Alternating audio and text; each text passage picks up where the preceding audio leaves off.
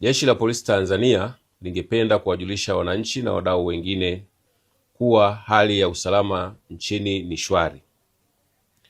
Mtakumbuka kwa nyakati tofauti jeshi la polisi limekuwa likitoa taarifa za kiusalama, ikiwepo za baadhi ya watu kupanga na kuhamasisha kufanya vitendo vya kihalifu kwa kutumia maandamano yasiyofuata sheria, kanuni na taratibu za nchi.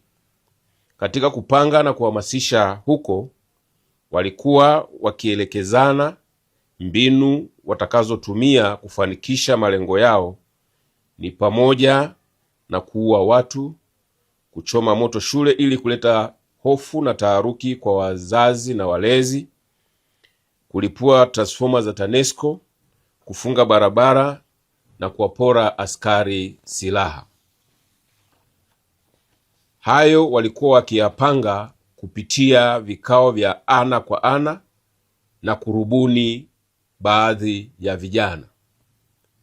Pia walikuwa wakitumia mitandao ya kijamii kusambaza jumbe mbalimbali na kufanya mikutano kupitia klabu za mitandaoni. Kutokana na hali hiyo, jeshi la polisi kwa kushirikiana na vyombo vingine vya ulinzi na usalama walifanikiwa kuwafuatilia kwa karibu sana na kufanikiwa kukamata baadhi yao, na idadi yao tuliitangaza Julai 9, 2026, na kati yao wameshafikishwa mahakamani kama tulivyotoa taarifa tarehe 26 mwezi wa 7, 2026, na wengine bado wanaendelea kutafutwa. Tunawashukuru sana wananchi kwa ushirikiano waliouonyesha, kwa namna walivyozingatia maelekezo na kutokufuata au kushiriki katika vitendo vya kihalifu vilivyokuwa vinapangwa na kuhamasishwa.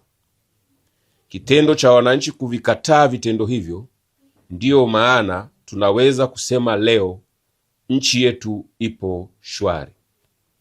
Kipindi ambacho tulikuwa tunapitia wakati huo wa baadhi ya watu waliokuwa wanapanga na kuhamasisha vitendo hivi vya kihalifu, jeshi la polisi tulikuwa tukipokea taarifa kutoka vyama mbalimbali vya siasa na baadhi ya waheshimiwa wabunge wakitoa taarifa za nia ya kufanya mikutano ya hadhara na vikao kwenye majimbo.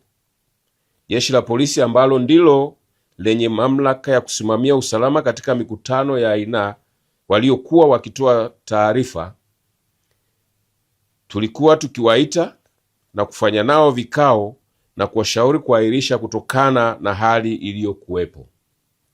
Kutokana na hali ya nchi kuendelea kuwa shwari, jeshi la polisi litaendelea kupokea taarifa za nia ya kufanya mikutano. Hivyo wenye nia hiyo waendelee kuwasilisha taarifa kwa wakuu wa polisi wa wilaya kama sheria inavyoelekeza.